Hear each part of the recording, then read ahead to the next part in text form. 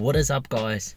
Hope you guys are having a great day. And in today's video, as promised, I am doing my lightweight flywheel and heavy duty clutch review. So I've been driving this car with the brand new clutch setup and flywheel setup for like, I'd say roughly a month. And so obviously the clutch has broken in and everything. And yeah, I just want to tell you guys what I think about the clutch setup, and make sure you watch till the end of the video because there will be post and driving footage as well. So without further ado, let's get into the video. So if you guys have watched my previous video on how to install a clutch and flywheel, you guys know I went with the EXEDY single mass lightweight flywheel. The G35 and the 350Z came from the factory, a dual mass flywheel, and that thing is, how do I say it, that thing is okay. That thing drives pretty smooth, comfortably, but it's just not a great setup for a sports car, in my opinion, and it's pretty heavy. So you guys know when you drive the stock dual mass flywheel, the rev would go up really slow and drop down really slow. It kind of just feel like it kind of robs a lot of power out of this engine. And the clutch feels a little bit strange because the biting point it's not as like obvious or easy to feel. At least that's how I feel when I first bought the car. Anyway, back into the review. The EXEDY single mass flywheel is about a third lighter than the stock dual mass flywheel. The lightweight flywheel will make you change your driving habit a little bit. Obviously, your changing gear need to be faster because RPM drops a lot faster now, but I think that's pretty easy to adapt. The main thing is, honestly guys, this flywheel makes this car feels like a monster, honestly.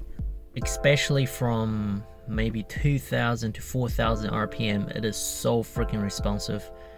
You just, if I'm driving in the rain, like I just put my foot down, and then when the RPM goes above 2000, just spin the tire, second gear, spin the tire as well. Absolutely insane, this flywheel. I feel like this flywheel pretty much will give you about, I'd say easily 15 wheel horsepower, if not more, because you guys know I've got an exhaust, I've got platinum spacer, got Canon, air filter, all that kind of breathing mod stuff. I feel like just this flywheel alone would make up just the power this lightweight flywheel gives you is equivalent to all the exhaust intake mods adds up all together. So to me it's pretty crazy. I'll definitely be interested to see the actual dyno difference, but obviously that's very expensive to do dyno runs and before and after, all that kind of stuff. But yeah, just letting you guys know this clutch, if you go with a single mass flywheel, the clutch engage point will be a lot better. Maybe that's because I got a new clutch as well, but definitely one thing for sure is so much more power, so much more responsive. The car just feels like another brand new car, honestly, another level. But one thing I want to touch on is you definitely don't want to go too light on the lightweight flywheel, unless you're not wanting to daily drive your car, or it's only track use, or you have plenty of money to rebuild motors and stuff. The reason is, now I've talked to mechanics before and friends and stuff. I've done research before. So the crank is acting like a dampener or a harmonic balancer, and that is designed to be balanced with your factory weight flywheel. So now the flywheel is a bit lighter. That means it's not 100% balanced. At least that's my understanding. Now I don't know if you can go with the lighter crank pulley to match up with the lightweight flywheel, because I've heard the lightweight crank pulley can, you know, make your bearing wear faster and just wear your bearing a lot faster, and it's great for power, but it's not good so much for the engine. Now that's why I'm telling you guys not to go with a crazy light like flywheel. Due to all the research I've done on the internet, I think the single mass flywheel, like the Nismo one, or the just the stage one, like, you know, not so crazy flywheel, is kind of like the best option for your daily driver.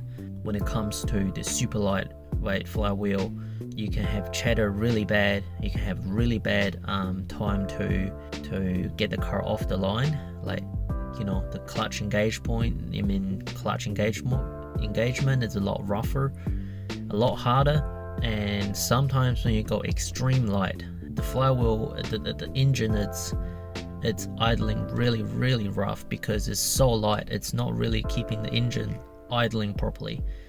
So definitely, if you want a lightweight flywheel don't go too light, it's not good for your engine.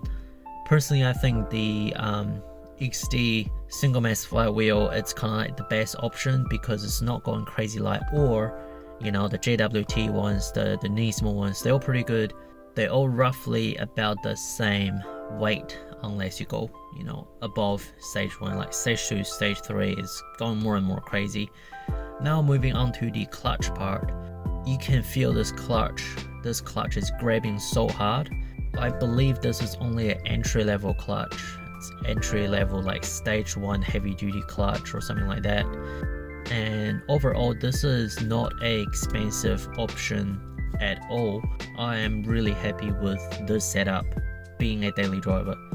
Obviously the pedal feels a lot heavier, but the engagement point is a lot more refined, I should say, because, you know, there's a new clutch, new throttle bearing, everything new. That obviously make a big difference.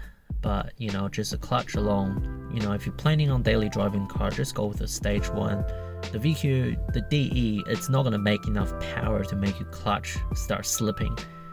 At least the NA ones, you know, unless you go boost, obviously that's not a different story. The flywheel, make sure you choose the right one, because you definitely don't hurt your engine just for that little bit of power gain. And obviously the clutch is a lot more easier to choose. I'm going to chuck some POV driving clips.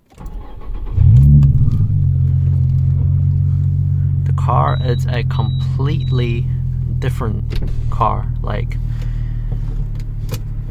I think the lightweight flywheel gives this car so much more power.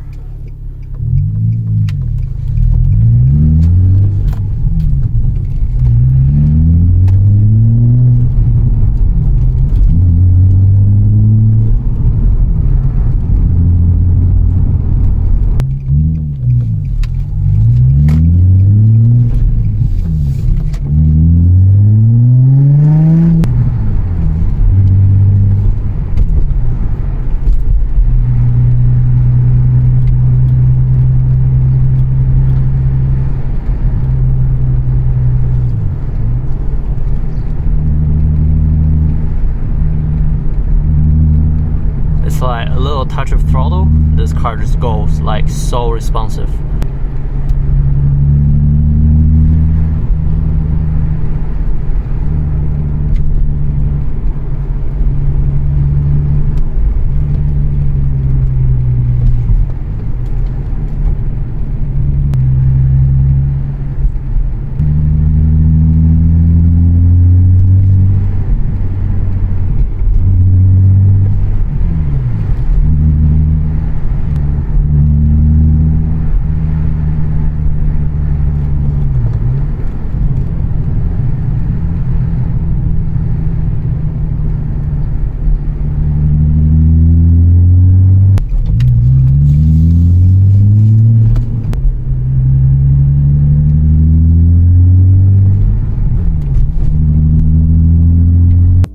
If you guys find this video helpful, leave a like, subscribe to the channel. Plenty of G35 content on the channel. If you guys haven't seen my previous video, I've recently just got another G35 and plenty of good parts on that car, and I'm planning on making a drift build and all that kind of good stuff coming to the channel. Obviously, I have been super busy lately selling one of my Skyline or G35 and just, you know, working and all that kind of stuff. But yeah, stay tuned, and if you have any question, leave it down in the comment section, and yeah, I'll see you guys in the next video.